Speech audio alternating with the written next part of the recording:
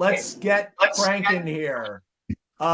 Little bit of housekeeping before we start. I'm not going to talk about Nicaragua, but we will do kind of a full debriefing on our trip to Nicaragua. It was incredible. If you want to see me cry, I posted a video today on LinkedIn, which was approved by my wife. So she said, "Yeah, real men cry." So you can post it. So I did.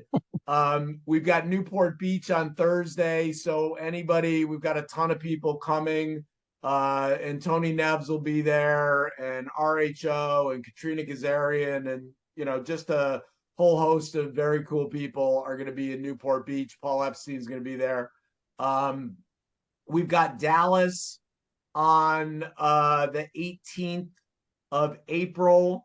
And then we've got the Kentucky Derby. I would just really, really, really appreciate it if you're going to come to the Kentucky Derby. And if you want to try to do the dinner beforehand with Merrill Hodge, we need to know. And then we've got the hangout with Brandy Chastain and her brand new pro women's soccer team, Bay FC. That is July 6th. And that's another one that I need kind of advance notice because it will depend what type of tickets we get. So just let us know on that. In terms of future guests, we've got Chris Tuff coming up. We've got Guy Kawasaki, Michael Easter, Lisa Perlow. I mean, we have just an insane lineup. So I'm really, really excited about that. For anybody who has not been on one of these calls before, they're a little bit different than what you're probably used to. They're 30 minutes. I'm going to talk to Frankie, kind of fireside chat, and then we're going to open it up for live Q&A. The Q&A is you drop a note in the chat that says to Kathy, "I have a question." You do not have to ask your question, and we'll tee you up with Frankie, and you can just go at it and ask him whatever you want. But we are unbelievably blessed today to have, I was saying before we got started, somebody is a really cool guy when his peers, and I'm talking about a bunch of keynote speakers that we have as mutual friends, the Paul Epsteins of the world, the Laura Gassner-Ottings, Chris Schembra, etc., that say nothing but absolutely incredible things about Frankie. So Frankie Russo is an 8-time, and that is not I did not misspeak, an 8-time Inc. 500 founder, which is ridiculous. He's a 2-time best-selling author. His 3rd book comes out this year. We'll talk about that. He's a top keynote speaker. He's an incredible podcaster. He's the founder and CEO of Russo Capital, and he's a father of 6, which that alone is maybe more impressive than the 8-time Inc. 500 founder. But I assure you, we are super, super blessed to have Frankie Russo. Kathy, get us started.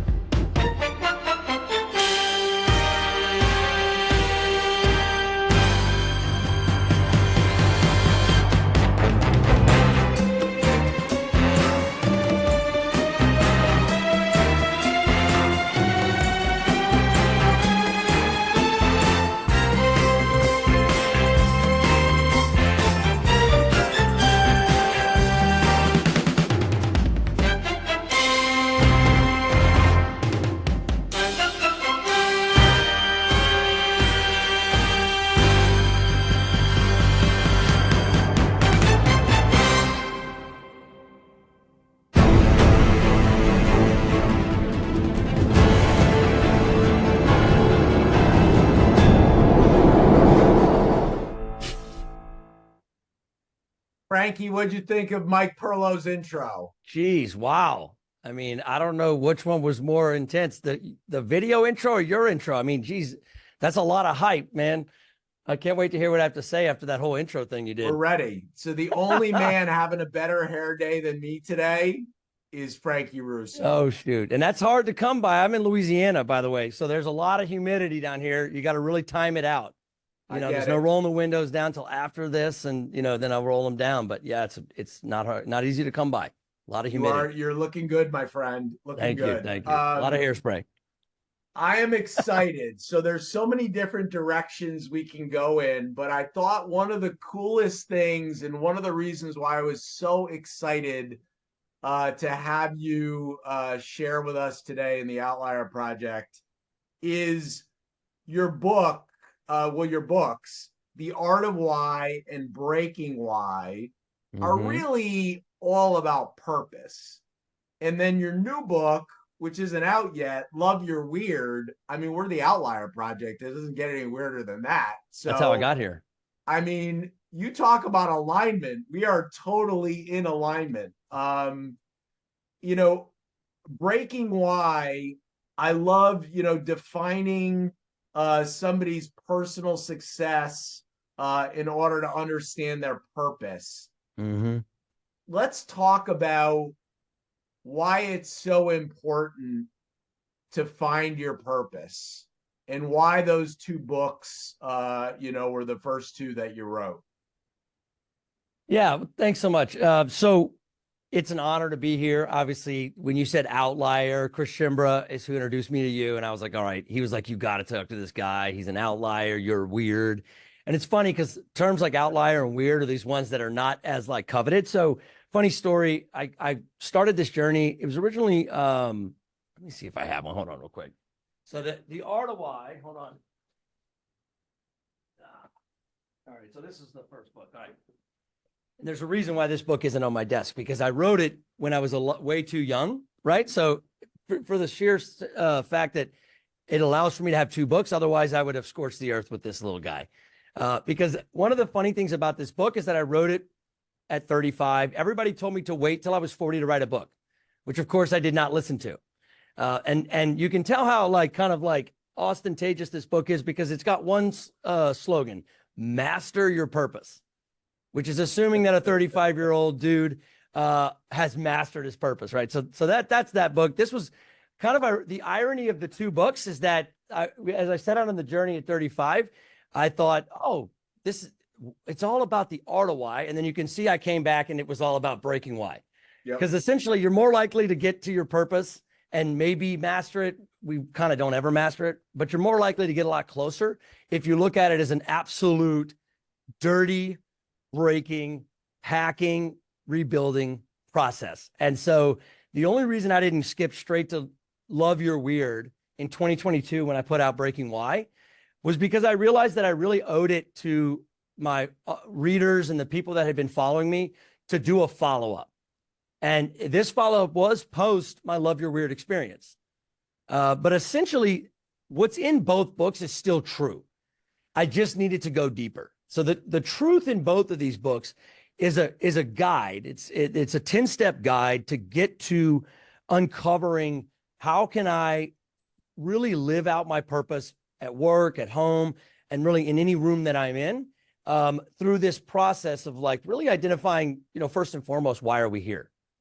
Which is a question you have to continually ask. And there's context to that, obviously, because why am I here on this call with you today is one way to answer that. Why am I here in this world?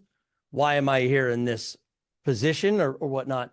So that question has a lot of answers, but the important part is asking that question, right? And consistently going back to that, because that alone is a big part of how we are living with more purpose. Because what essentially happens is that we can live our entire life only asking the questions that we absolutely must ask. So I have to ask questions like who, what, when, where. I have to ask those questions every day in order to survive, right? It's like water or food. You can go your whole life and never ask the question why, and you'll survive. You can live that way.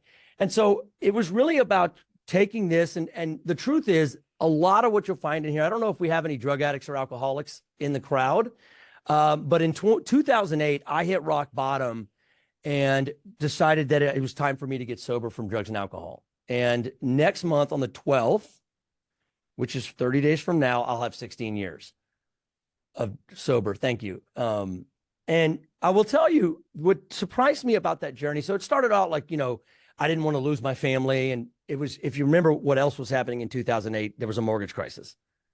And so it just so happens that when I was a kid, I became kind of the Lafayette Wolf of Wall Street. So I'm not responsible for the 2008 mortgage crisis. Obviously, the government deregulated all that fun stuff. But I just got accidentally into this real estate mortgage thing and thought, oh, wow, this is great. Everything I touch is going to turn to gold. I had no idea that literally anybody could get a house, right? Even a dog. And I'm talking like a canine, not Snoop Dogg. So, I mean, literally anybody could get a house. It was terrifying in hindsight. But so I lost my, I was young, early 20s, making a bunch of money, driving a sports car, thinking like I knew everything, doing drugs, buying everybody else's drugs. And then it all just kind of crashed in 2008. Ended up having to like sell the sports car, almost lost everything else, walked to work for a year, and had to really rethink my life. And so that happened. And I did that for a couple of years. And I was probably at a moment in time, a couple of years into it, where I realized that like it wasn't enough. And I had a decision. I could kind of be like, okay, that was me. I was younger, was just kind of partying, and maybe I can manage it now or something. So, or I can take what feedback I've been getting from all these different people. And that is that like, if you really want to stay sober long-term, what we've found for the most part is that there's only one way to do that. And that's if you are consistently helping other people stay sober. And so I decided to try that. And what happened is that it reconnected me to something that I had known for a long time in my childhood. So this is a long answer, but I hope it's okay if I give you a little bit of the background there. When I was growing up, when I was 5 years old, my parents decided to leave the fashion industry and get into inner city nonprofit work, homeless shelters. And so we moved to Pittsburgh. And so I lived 3 or 4 years in Pittsburgh as they were running homeless shelters there. And then we came back to Louisiana and had a homeless shelter here. So my entire childhood that I can remember, we were running homeless shelters, which the thing about homeless people is that they don't have a lot to give back to you. They really don't. They probably, of all the people out there, have the least to offer back to you. So it truly is this like kind of mission mindset. Now, the problem is that when you give your life to helping those types of situations, you aren't making a lot of money. So of course I grew up with that type of situation, which was fine because we were doing this mission. Well, fast forward, my dad gets kicked out of his own mission when I turned 18. So what kind of triggered this journey of going deep into drugs, going into this, like, I only care about one thing, which is money. That was triggered by this idea that like we were poor, Annie lost the mission, I'm out. I'm out. I'm not doing any of that. I'm never going to be poor again. And poor became the new God that I prayed to. Right. And I talk about this all the time. I don't know if I mentioned this, Scott, but I have this belief now that the God that America prays to essentially is money. The new religion is capitalism.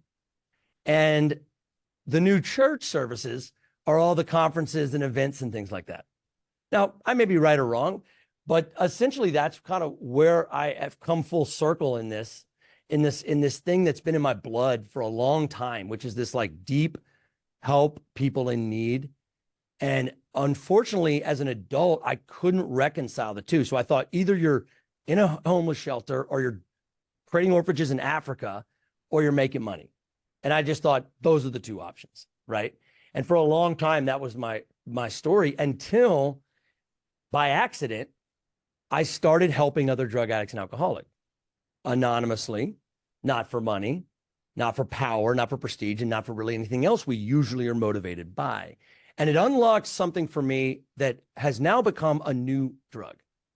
So with, I don't usually do a raise of hands of if there's any drug addicts or alcoholics on the call, no biggie. But I am, so I'll just speak for myself. And the thing about being a true drug addict alcoholic is that you fall in love with the effects that drugs and alcohol have on you. That's why we do it, right? We don't do it because we're going to end up homeless or sleep under the bridge or get a divorce or go broke. Nobody does it for that reason. It's just that's what ends up happening, right? But we still have that need for something more, something that can help us have some sort of effects on our lives. So what ended up by accident, I found what I call the limitless drug. And so the limitless drug is not a drug at all, like in the sense of you can't get it in a bottle or anything like that or a baggie. But what it is it's this drug that keeps giving. And I found out recently that there's actually science to prove this. I don't know, Scott, have you heard of the helper's high? No. Okay, so in the 80s, they started testing this. And essentially, and I'm not a scientist or a doctor, although I like to imagine I am. But the fact is that all the different things in the brain that these drugs release that we get so addicted to, the same thing happens when you help somebody unconditionally. When you do an act of service to someone unconditionally, the same thing gets unlocked. Now, the hard part is figuring out how the frequency, like meaning not the frequency, like wave frequency, but like how often you can do it. So it became this gift to me where every time I was helping others, it was actually giving me more than it was getting. Yep. In fact, that's partly why, as you said earlier, when you were like, man, all these different people love you, I essentially just plugged the same thing into communities as an adult and into these books, that essentially all of our purpose is the same. And that is to help others and to figure out ways to scale that. Our passion is how you direct it. Okay. And figuring out what it is that is most authentically us, I started to realize after writing these books was what was missing. And that's where the Love Your Weird piece starts. So I'm going to pause because that was a long rant, and I want to give you an opportunity to jump in a bit there. No, that's phenomenal context. So, how important has your sobriety been to your success? Because you've had incredible business success. I think people can spin up one company but the fact that you've done it multiple times and had unbelievable success, 600% growth, 6,000% growth, how much has sobriety contributed to that success? Immeasurable. It's not even something I can quantify. What I can tell you is that at this point, I haven't wanted to do drugs or drink in probably 10 years. But I would never want to F up a good high. And that's why I don't ever even consider going back. It is an unmeasurable factor in my success. It's what led me to start writing the books, because of what I wanted to share this matrix hack, if you will, with other people that aren't aren't a drug addict and alcoholic, right? Because there's a lot of people that aren't. And it's not even about drugs and alcohol is what you start to realize. The disease is not drugs and alcohol. The disease is self. And so the antidote for self, or the medicine for self, is the same for all of us, because we all have a self, and that is others. That's the medicine.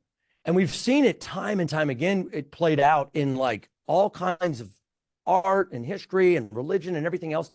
We've seen this play out, right? That there's this like core thing at the base of what is good in this universe, that energy source, right? And it's essentially love. Now, what the hell is love? And how does that work in like everyday life? And I think that is the journey I've been on, especially with this idea of love your weird, because I think that's the big first step, is that if I don't love my own weird, first off, I'm cheating myself, and then I'm also cheating everybody else on what I have to give. And we're going to get to that in a second, because I'm fascinated by that concept and how it ties into innovation and all of that. But when you look back, you were an entrepreneur like out of the gate at 22 and kind of stumbled into the mortgage industry. Yeah, I started in college or high school, if you include the Gandhi t-shirts I sold so everybody could get 100 on the test.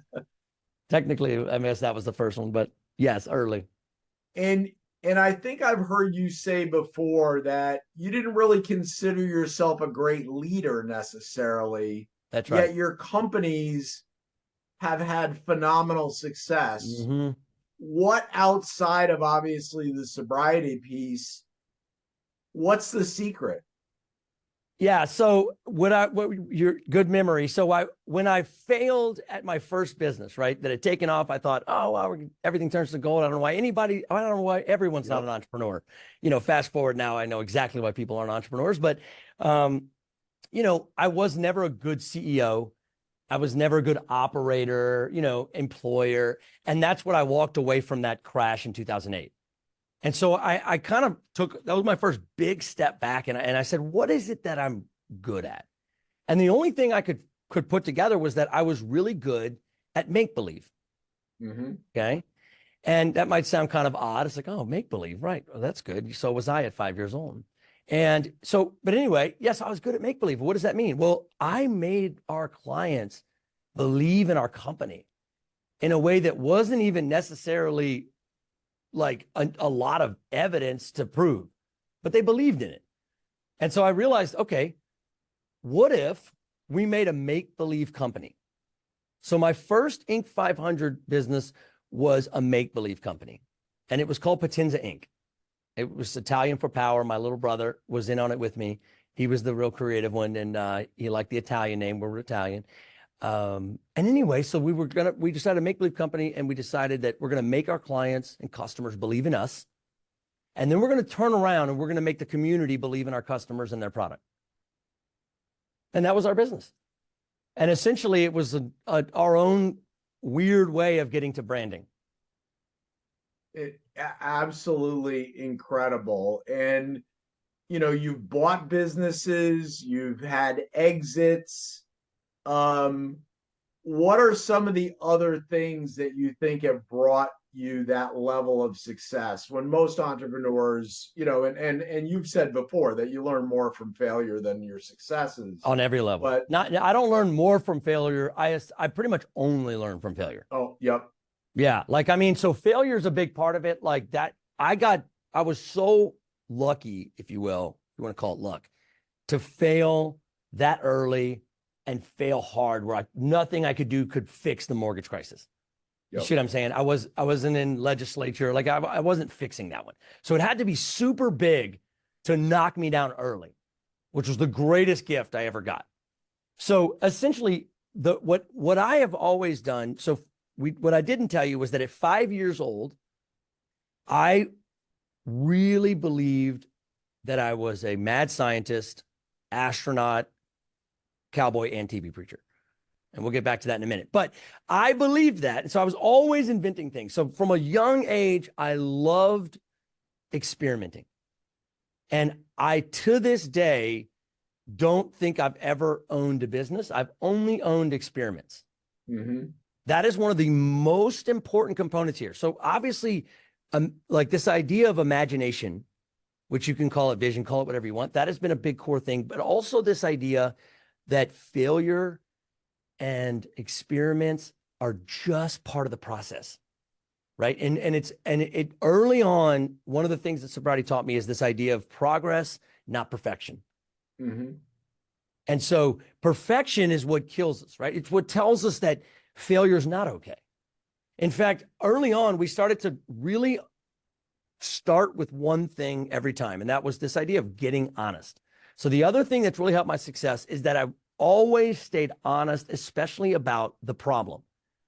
And a lot of it wasn't like I had this clarity that I have now 15 years ago, but I did have clarity on one thing.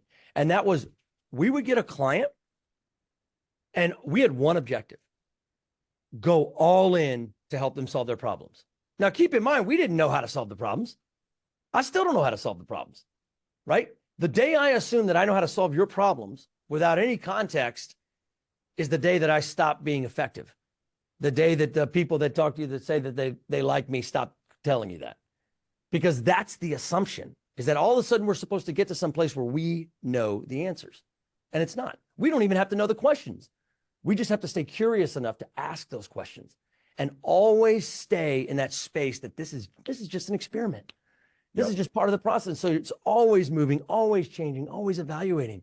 And that make-believe thing started to, as I grew my staff, 10, 25, 50, 100, that's what was a game changer, is that I started to make other people believe and give them the empowerment and the space to step into roles that in no way, shape, or form were they qualified to step into. Absolutely not. And they for sure didn't see it. But I saw it and I let them go into it, and we celebrated failure. In fact, once we finally got to the tech company, we were so scared. I don't know if people are in tech here, but like bugs were like terrifying to me. Somebody who is radically passionate about the customer experience and radically passionate about making sure the customers love us. Okay. I was terrified of bugs in the software deal. I was like, oh my God, we're going to lose the users. They're going to hate us, blah, blah, blah. Cause like when you think of it in a service context, because before tech, I was in a service business, right? So when something's wrong, you fix it, right? Bugs are a little different. And you have to get real comfortable with bugs if you're going to be in tech. So, and the culture started to shift for us when we started to do shots. No, I didn't do the shots, but they would do shots. In fact, we're cleaning out the office and they were asking me what I want to do with the kegerator. But we would celebrate when someone found a bug. And the part of it was so that the culture knew that failure was a gift and that it was actually the gateway to solving any problem. If we're willing to celebrate, be honest about it, look at it as an opportunity, but you have to create that, right? And then we started to realize that not only was it to be celebrated, but that it was actually the breadcrumbs that led us to truly great innovation and opportunities where there were gaps, not just in what we were doing, but what in our competitors were doing and so on. In Love Your Weird, you know, you connect that to innovation. And so much of it goes back to childhood and, you know, you being in your parents' basement and being a mad scientist and all of that. You know, why is that so important to embrace that, to have innovative outcomes that positively affect the business? I love that. So just so everybody knows, I've done a lot of work in this area of helping organizations unlock a continuous innovative culture. And what I've come to realize is that at the base of all of it, there are so many people in the company that don't believe that they qualify for the innovation team, right? That's why you have like this creative team, you got this innovation team, and then everybody else is in like operations, sales, HR, whatever. And so that's where, but if you think about most organizations, 80% of the people are in those other roles. And you're not going to unlock a level of innovation necessary to not be disrupted. Like right now, there is an epidemic of disruption coming with AI. Okay. Disruption is starting to, and change, it's happening at breakneck speeds. It's hard to even keep up with, right? And I'm constantly looking at what do we do in the face of that? Well, first of all, it's going to require everyone. So then that creates a problem because not everybody in the room knows where they stand in the company. They don't identify as imaginative. And there's so many silos that the necessary collaboration is all but impossible. Okay, so the framework of Love Your Weird essentially is this idea that if you have a culture and an approach where you have authenticity, imagination, and generosity, authenticity, imagination, and generosity, if you have those things being lived out in your culture, you will have a culture that can continuously innovate, right? So think about it. I've always been obsessed with the rocket part. Think about this as the launch pad. The rocket's never going to make it to where it needs to go if it's not on a good launch pad, right? And so the launch pad are those elements. And so the reason I bring up the childhood component, all right? And so Love Your Weird, just so everybody knows, the weird is not the piercings necessarily. I mean, you can look weird, but you don't have to look weird to love your weird. The weird is the 5-6-year-old kid that each one of us on this call have been. So the good news, I tell people all the time, the good news is all you need to qualify to be on the innovation team is to have been a 5-year-old, which means everybody on this call, I didn't check everybody's face. Maybe there's some 4-year-olds on here, but as far as I can tell, everyone on this call qualifies, right? Because when was I the more authentic than when I was 5 years old? Before the world started to tell me that I needed to change who I was or be something different, you know, and we all go through that. Inevitably, some of that gets chipped away. Now, this is a call with outliers, right? So there is a small percentage of the population that never really lost their weird. Right. So I'm a little bit preaching to the choir here, and I recognize that, right? Because you are the outliers. You are the weird. Congratulations. You've already achieved what you need to be radically innovative. But think about that. So like, what happens when you're authentic? Well, you're not afraid to be honest. You're not afraid to take off the masks because it's a safe space where there's trust to fail. It's okay. Maybe it's even celebrated. So that's where the authenticity component happens. But then it's like, okay, what about the imagination component? Everybody knows you can't have innovation without imagination.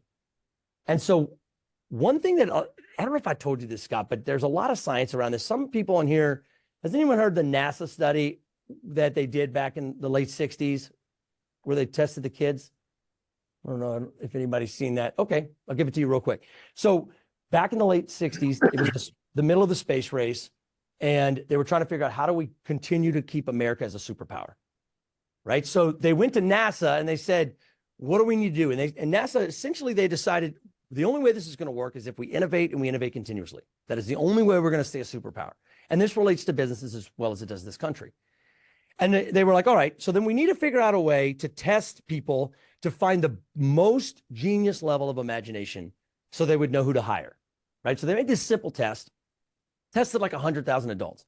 Well, the test was so simple, they decided, all right, well, what if we gave it to children, right?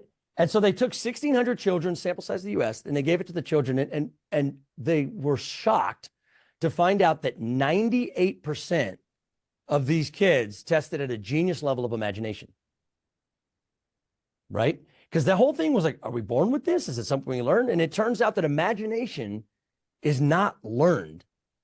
It's unlearned. And so when they looked at the 100,000 of adult tests, 2%. Same adults. Even the same kids they tested at 10 years old, it went to 30%. 15 years old, it went to 12. It was kind of depressing. A lot of the teachers quit the study after that. But the fact is, and this is not a conversation about how that happens, because I think we can debate that. Essentially, school has something to do with it, and we'll talk about that in another meeting. But forget about how we lost it. The important part is that it's still in there. That's the important part. So, I mean, half of the time in all my keynotes, I will drop into something, and I want everybody on this call to be thinking about this. What was the 5-year-old version of Scott into, right? Most of us can remember a time when we were unapologetically weird, when our imagination knew no bounds. Quite frankly, it was probably ridiculous, even in some cases. So we're all thinking about it. I want everyone thinking about that actually right now. And because what happens is there's power in thinking back at that. Most of us now have kids or have grandkids. And so when we think of 5-year-olds, we're not thinking of ourselves, right? Because what's the point? But there's a ton of value, because when you think about authenticity and imagination and then generosity, how many kids do you know like to play by themselves or have this scarcity mindset? They don't have it yet. So they are 5-year-old versions of ourselves. So essentially the work I'm doing, Scott, is I'm a growth expert that goes into companies to help them grow via innovation. But the work I'm doing is actually inner child work. I love it. And how do you find, so in Russo Capital, I see you, Tommy, Captain Kirk. how do you make sure that your entrepreneurs have not lost that or haven't, don't need to relearn it? Well, I can tell you this. Most of the entrepreneurs that I invest in, they are already the weird type. Like that's kind of how they qualify to get invested in with me. Because it's not like I'm investing in 1 million companies. I'm invested in like 18 companies right now. Sure. Right. Which might sound like a lot to some, but not really. It's not, I'm not even that aggressive with it. I look for people that love their weird. They're doing something different, but they also love their why, meaning that whatever they're doing is to help the world in some way. And then my inventor side loves technology. So I always pretty much as a prerequisite require that there's at least some movement down the road in a SaaS product in their offering. Mm-hmm. Right. So I'm not as early stage as I used to be. I used to do a lot of angel investment, and quite frankly, a lot of it didn't pan out. And it was because I was doing stuff that I really liked. Like I owned 10% of a record label, for example, right? Not a great investment, but it seemed really cool. And I've always loved, I was a musician. Yeah. It's super cool. Right. And then I own a percentage of a pot farm in Portland. Obviously, I've never tested the stuff, but I thought that would be cool. So I did a lot of that stuff early on just because it was mostly like just for fun or vanity or something. And now I try to be a lot more smarter. And now I see my friend Josh Linkner. I don't know if have you ever met Josh?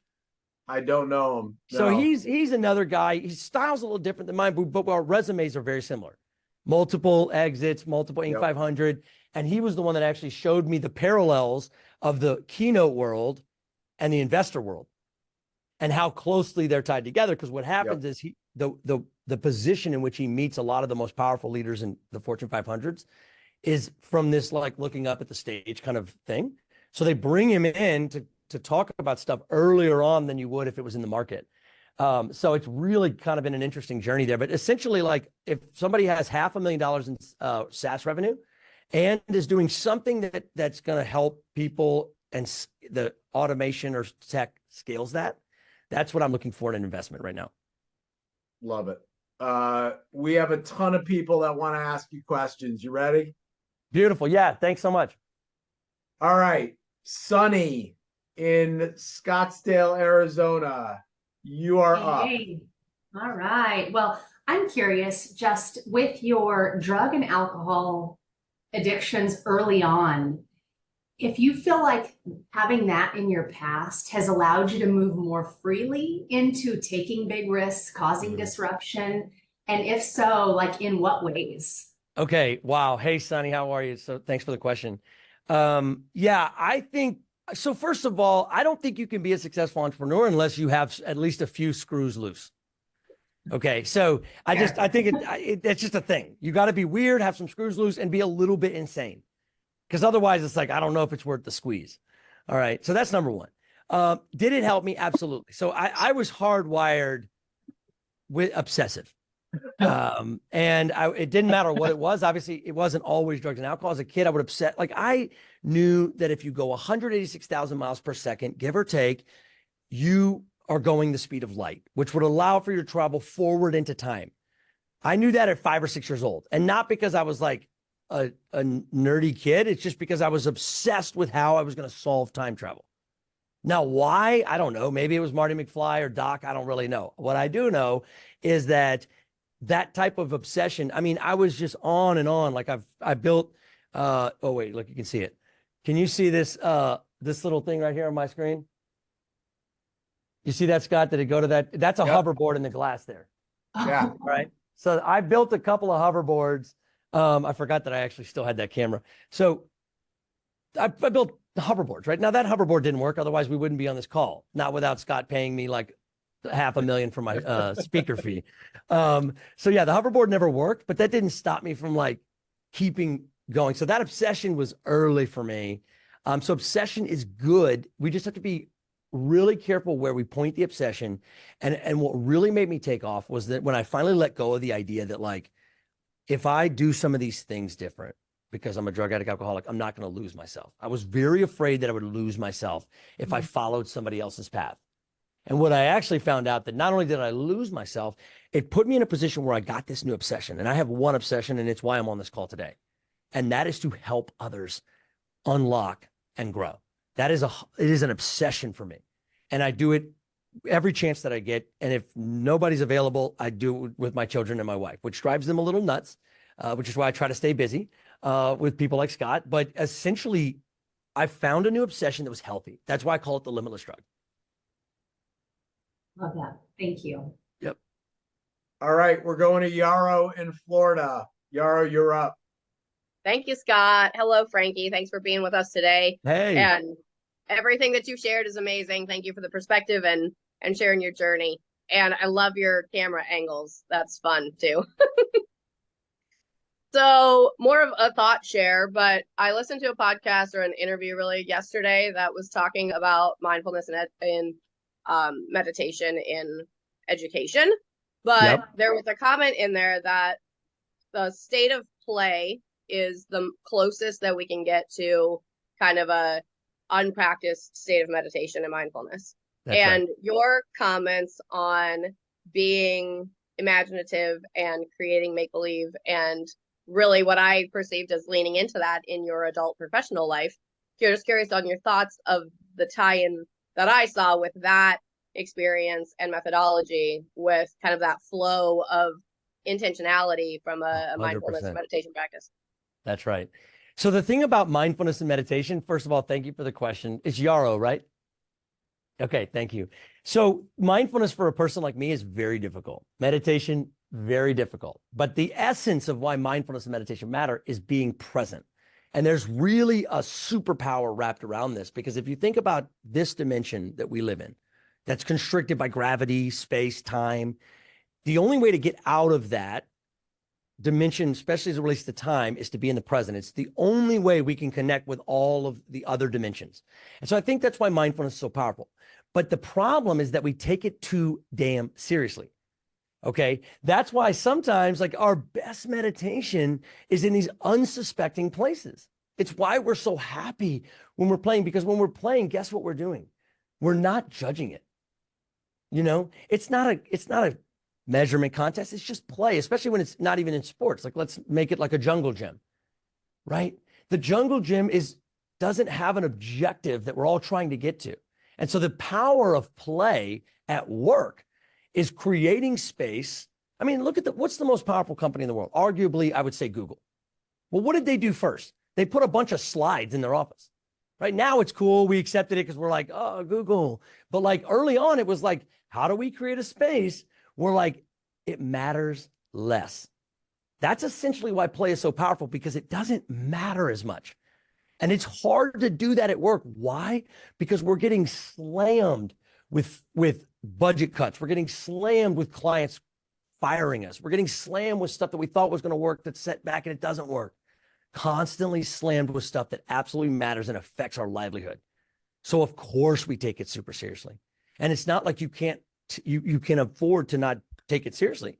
You have to have some of that discipline. But if all we end up with is just discipline, just grit, just hustle, that's why we burn out. That's why we fail. And so we have to create that space for play. I love play. In fact, one of the things I'm like experimenting with now is for companies that are open to it, I'm going to bring play stations, not the video game, but like actual stations where adults can play around the room in my experiences. So I actually am big into it.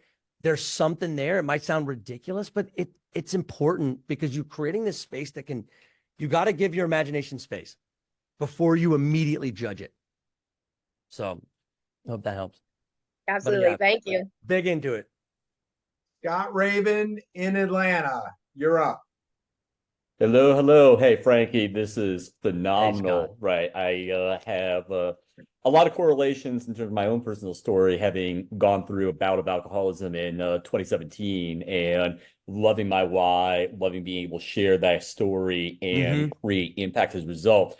But I want to trek to something we haven't talked a lot about, which is your family man, right? Yeah. And that during this period of time in spring, often run into the challenge that I love being present for my family. I love spending almost all of March on the baseball diamond watching my son play. That's right. But it rides at my professional push and patience with self in terms of what I want to accomplish. And I wanted to learn from you some of the ways that you keep these things in balance. All right. Well, so one thing you'll know about me is that I do everything fast and early, right? Wrote the book too fast, grew the companies too fast, whatever, right? So you see what they don't tell you in the Inc. 500 resume is what you were making or the body count, right? All they're looking at is revenue. They didn't ask me what I was making. They didn't ask me what my net worth was, right? So if you squint, it's like, oh, cool, this guy's Fortune 500. No. I wasn't Fortune 500. I was Inc. 500. So the reason I'm bringing that up is because I like to do everything fast. So what I did fast was get a divorce fast. So I got divorced at 36-ish. And by the way, when I was at my own experiential therapy at a place called Onsite, I don't know if anybody's heard of Onsite workshops in Tennessee, phenomenal, similar to Hoffman Group. So I did hundreds of hours of my own inner child work. And that's where this Love Your Weird came from. Love Your Weird actually came out in 2018. It was just in my heart, and I started living it out in my companies. And that's when like all this stuff started happening. But that concept hit me in the middle of a divorce, which was my emotional bottom. And if you do the math, well into sobriety. And so I've already lived that life where like, I'm not wholehearted. I'm checking the box at the dance recital. I'm checking the box at the piano. I'm checking the box at the soccer field so I can get back to my obsession, which was work, right? Because I knew if I always worked and if I was always successful, what would happen? I would never be poor. So I got to the end of that rabbit hole, and like all of the ends of my rabbit holes, they end in a train wreck. Right. So that's how I end rabbit holes, for those of you wondering. So if you follow me down one, know that we may end up in a train wreck, but we're going to have a blast on the way. Okay. So I don't mess with that anymore, Scott. Like at the end of the day, I did a lot of work and it was grueling to really reconnect to my whole self. And the way I did it was to connect the 5-year-old Frankie with the 42-year-old Frankie and live that out every day. Or also to the point where like I ended up selling my company to free me up to do the work we're doing here today. And not even have to get paid for it, because that's how much I believe in like a wholehearted life, because that baseball diamond that you're at, that is everything, right? And the one thing I hear from parents over and over again, right? So I got 6 kids, right? So anybody else got 6 kids? You're 101. Anybody in the back? In the back. Okay, cool. See, I'm terminally unique. So what happens is that you have these kids and they're people. And when you get to 6, it becomes like really out of control. All right. And there's absolutely no way to wrap your arms around it. There's no spreadsheet to check. It is just, you have to be there. Okay. You just have to be there. And I've changed a lot of things about my life. I mean, I work a lot from my house. This is not my house. This is my office, which is basically just a studio now, because I believe you should work at your house, or my house is on an airplane, right? So what ends up happening though, is that I'm very intentional, because I do have this calling, just like you have your business calling, and you should fulfill that. But what really boils down to is not the amount of time I spend with my family now. It's the way that I do, which is that's the hardest part. The hardest part is taking this and putting it down. And if my wife was on right now, she'd be like, yeah, what do you think about that, honey? Shouldn't you do that? You know? So trust me, I'm not the best at it. It's a one day at a time journey. And my wife will remind me of that at 6 p.m. every night, but I have to do it. I have to find a way to be present. And sometimes it's like Yara was saying, like, sometimes it's just playing with them, right? They still have their weird. So a big thing for me and my wife, which is difficult and contrary to like how we were raised, as far as like, get back in your cage, don't make me get the hose. For us, it's like, we're trying to, what good does it do for me to help all of us adults refind our kid when I'm not even letting my own kid keep their weird? And so it's been a journey, and I've slowly started to align what I do for work, what I do at home, as much as I possibly can to bring that world together. And you can't always, right? But there's some ways you can, and I'm pushing to that journey. So I don't know if that helps, Scott. Hope it does, but it was phenomenal. I got a lot out of that. Thank you so much. awesome. Yeah, I Great. always wonder. Thank you, Scott. Yeah. Great advice. Bruce Shutan in Portland. You're up. Frankie, loving what you're saying. Thank you so much. I wanted to go back to something you had said earlier about service being kind of the key to maintaining sobriety. So I'm asking not for myself, but for my ex-wife, who is the mother of my kids. That's right. She has been struggling. She's in rehab right now for maybe the 6th or 7th time over the past 10 years. I have actually lost track. She since moved on to another husband, and they've been separated for almost 3 years. So I want to kind of go back to, is the suggestion that sponsorship really is the way that you can sustain that success? And if so, I would imagine you have to do all 12 steps in order to get to the end, to the other side, and maybe this is the coveted 13th step. No, 13th step. So 13th step is you go to try to find somebody to date. Well, I was going to actually say, I know that, but okay. This would be, maybe this would be the good 13th step and not that, because yeah. Okay, good. First of all, Thanks. thank you so much for your question. This is something that is very sacred to me. So I'm glad you asked, because I'm finding more and more that people don't know this. And if you have someone in your life, most of us do, that you're thinking of right now that has struggled, whether it be alcohol, drugs, or both. And what you'll find is that once the struggle is identified and you get that first rehab, that's usually never the end. It's just the beginning of the real struggle, which is this grueling exercise of beat downs and being forced to realize that I'm powerless. So what's happening right now with your ex-wife is that your wife it's not about the elusive 13th step. It's the elusive return to the first step. So most people look at the steps, especially me, and see a ladder. And we look at life like this a lot of times, right? If I do this, then this is going to happen. I'm climbing this ladder. And if any of y'all have been to the top of some of your ladders, I have, it's never what I thought, right? And it's usually a letdown.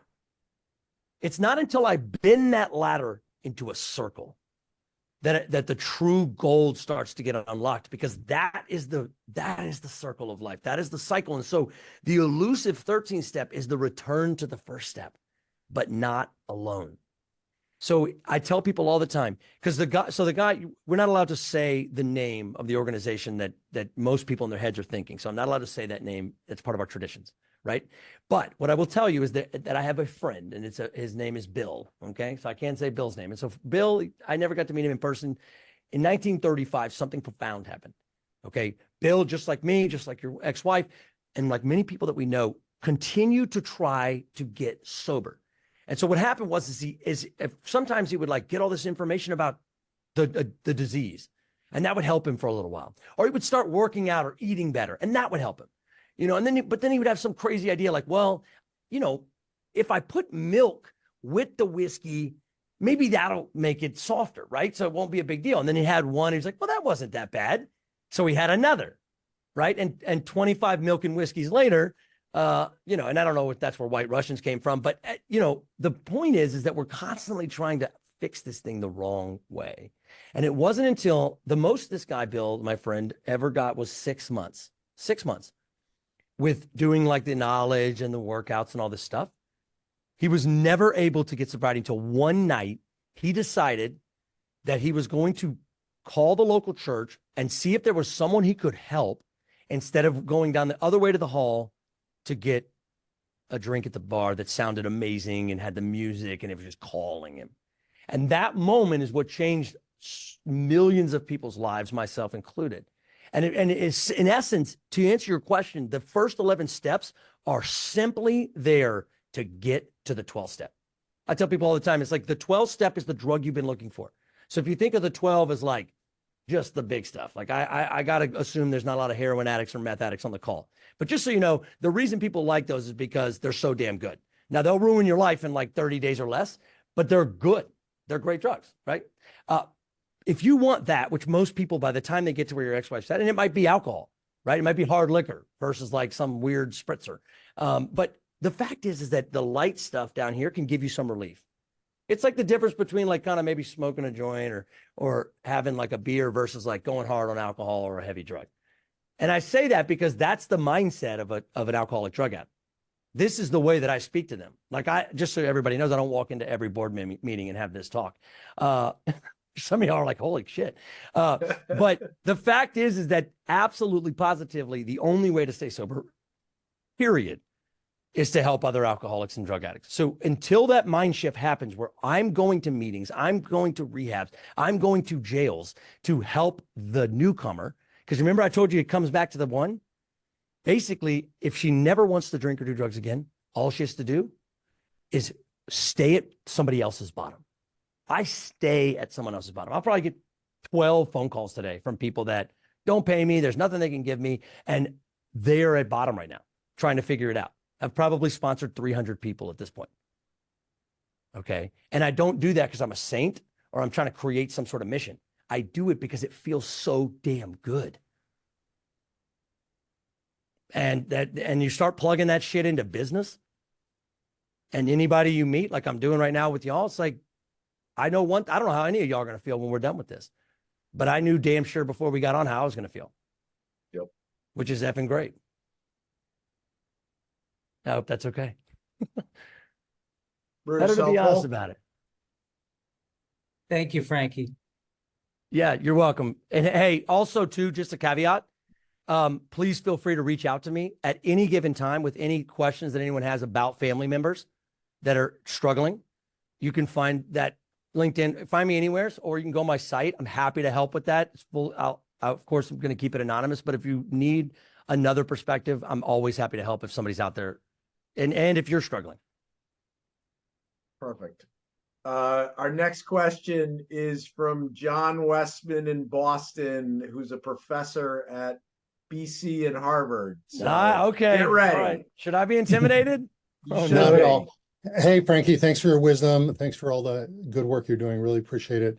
Hey, Has John. been very helpful. I'm curious about one thing you said, which I hear from a lot of people, which is I only learn from my failures. And my experience with, top performance is that it only comes from my habits and the things that I do that I've repeated so much that, it's difficult to not do it that way, which I interpret that as, no, I'm repeating successes. So I'm really interested in how you would talk about only learn from failures or mostly learn from failures versus learning from success. I love that, John. So essentially, have you ever had a failure on your end, John? It doesn't have to be big, like something small. Oh yeah, I had dinner last night with my family and I failed multiple times. Okay, I mean, excellent. yes, in life for sure. No. Okay, no. so what I wasn't saying was that failure is so uncomfortable in and of itself. We're never going to stay there, right? So what'd you learn from last night's dinner? Really, how kind of no matter what I say, that my kids are gonna have a heyday and tell me I screwed up with it. But it does, I really stick to my inner child, like you're talking about too, in my Yeah. 5 years. But really, that my more thing about business, where I teach professional selling and sales management, and it's important to repeat and get your neurons fired up. Think of the talent code, your myelin sheath development, muscle memories all in your brain. And also think about how you are helping the folks who are struggling, where you're in the present and you are looking at different questions, maybe. However, many of the questions you come to have already been programmed, so that and those are the ones that work versus more of the ones that don't. That's kind of where I'm at. Yes. So essentially, I could reframe it a bit for you and say that like the journey of learning starts with failure, right? So that's really what it boils down to, because when there's a failure, nobody has to be told, change something, because we don't like it. It's so uncomfortable. So then when we change it and it works, cool, cataloged, keep going, repeat it, right? But until then, see, for a lot of people, I think, John, is that they get in a loop of feeling like it's not working, right? And part of the work I do is to get them comfortable in that loop. Now you might be thinking like, well, why would you want them comfortable in a loop of not working? Well, because they haven't uncovered the full capacity of what their solution is. And then of course, yeah, first of all, like, don't get me wrong. If I thought that failure was what I was seeking, like failure is not, you don't have to seek failure. It's inevitable, right? What we do is we seek problem solving, but it's about getting in a mindset that repetition of failure is just part of waking up. It's the same as having breakfast. And once you get into that mindset, then you start looking for it, because guess what? You have a decision now, right? You can either continue to say what you want to say at dinner and not really care because hell, I'm older now and I don't really give a shit what you say, or you can try to put into whatever thing you think you need to do to make them love you more. That's your call, right? And you could try both, and I recommend it, or something in between. And then you figure out what works, just like you said. You catalog that. Yeah, it's not like we're ignoring what works. Hell no. I'm celebrating what works too. But again, I don't have to tell you to look for failure. It's there. And I pretty much don't have to tell you to celebrate wins either, right? We're inevitably wanting to celebrate wins for the most part. Well, so I love that. Thank you so much. That works perfectly for me. I do think that I don't celebrate wins nearly what I could and what I've learned to over the years, and like just celebrating being here alone. So thank you, Frankie. I love how you said the journey starts with learning. you catalog successes and you repeat them, that course. captures it to me. Because Yeah. I keep seeing people talking about, I only learned through failure, and it's very confusing. Right. 'Cause It's more that it starts with it. The learnings start with failure. And look, I wrote a whole chapter, just so you know how much I love celebrating wins. Chapter 9 in this thing is called Celebrate Milestones and Make New Ones. So it sounds like you might want that chapter if you're struggling to celebrate on your own, and celebrations don't have to be big. I mean, hell, it could just be telling your wife or somebody that you're grateful about something that happened. It can be small. But a celebration is essentially connected to gratitude, which is connected to your relationship with like how you perceive the universe is treating you. I celebrate Frankie, you.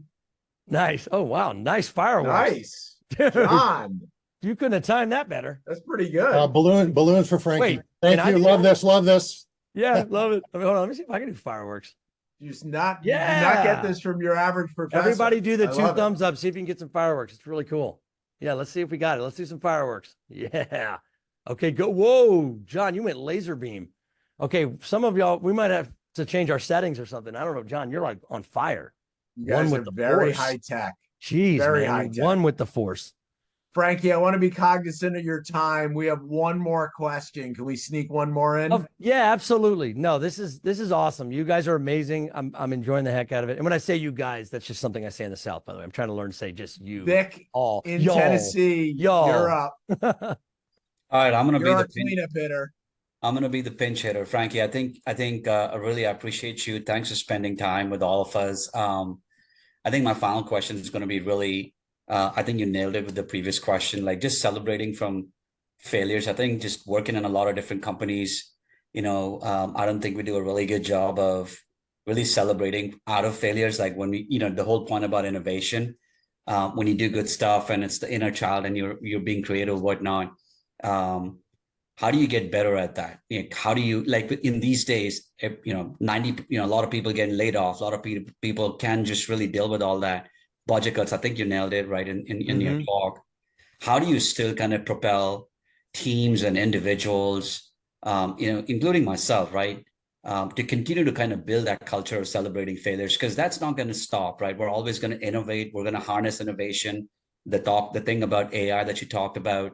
So how do you sort of continue to build that passion at the board level, at the leadership level, no matter where you are, maybe even in your own family, right? That's right. On a daily basis. Awesome question. Thank you so much. It's Vike or Vic? Vic. Vic. Oh, that's easy. All right, Vic. So thank you for your question. I mean, 2 things about it is that one, there's failure that's kind of for the organization, and then there's failure as the individual, right? And let's just talk about it at work for a minute, right? So at work, being fired usually or laid off feels like a failure, right? Because I mean, at least the income stream that was happening failed, no matter how you want to spin it. And this isn't about some sort of blind hope message. I want you to know that. Like this is not about just being like, oh, just always be positive and just always be grateful and you'll be fine. It's like, well, not exactly, right? Because we might not be fine. We might have to sell the house or whatever, right? Kids are moving schools and stuff. And so it's more than that, but it is important that we continually challenge ourselves to change our relationship to failure, because the other thing I didn't mention was that a lot of these failures are somewhat perceived, right? If we went around the room, which we don't have time today, but I bet if we could go around the room and every single one of us would tell us, I think about the what's that country song? Garth Brooks. Sometimes I thank God for unanswered prayers, right? So if you think about Garth Brooks for a second, you think about that concept, every single one of us could think of something that was devastating at the time that it ended up becoming the greatest gift that ever happened to us, right? You probably have one that's happened to you, Vic. And so that is the mindset we need to be in, because that's the opportunity. So if I get laid off at a job, I'd like to assume that I'm not supposed to be at that job. And the reason I assume that is because I'm not at that job. So I try to keep it kind of simple on it. It's same thing with like AI. So AI is going to potentially take 64 to 87 million jobs, depending on who you ask. Now, that's terrifying, right? What are we going to do in the face of this thing? And so one thing I always tell people is like, first of all, if there's a job that AI can take, and I'm so terrified that AI can take my job, has it occurred to me that maybe I'm doing the wrong job? Okay, maybe I'm just doing something because I think I have to or I'm supposed to. So that's number one. But number two, it also is studies are saying that it's going to create 107 million jobs. So whatever jobs it's going to take, there's probably going to be an extra 10% it creates, especially in the next 5 to 10 years. So we have two choices, right? We can sit around, cry, put our head in the ground, and hope to God that the servers crash and that AI dies quicker than we have to figure it all out. You know, or we can complain about how it's currently breaking whatever laws or ethics or whatever it's doing, which they will solve. Okay, all that's going to get solved. First of all, if we're wondering about like if the machine's going to win, the answer is yes, it is. So the quicker we can be like, all right, what if the answer is to let the machine win? Let the machine win. I think it's when we try to fight the river. It's like the true gift is to stop and let the river take you, because now you have your power plus this power that is so much more powerful than you flowing in unison. So when I get fired or the board's going, or there's some problem where like we're getting disrupted, there it is. Step one, get honest about the disruption, get honest about the problem, and then look at where the river's flowing and like, what's our part in that? And that might be finding another river. I don't know. But I know that it starts with getting honest about it and really looking at how did we get here, which may be all external forces, usually not, but maybe it is, and that's okay too. So I think it's important that the mindset shift becomes like the gift is the problem. The gift is these things that are quote failures. That's what is innovation. Innovation is solving a problem. Everybody wants to be future focused. Everybody wants to find the next innovation. Cool.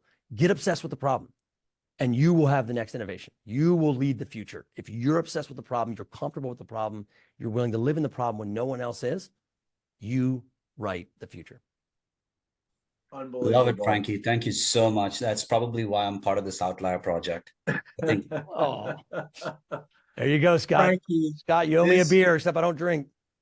This has been an unbelievable hour, and I can't believe it's already it's been over an hour and it went by in a nanosecond. Thank you so much, guys.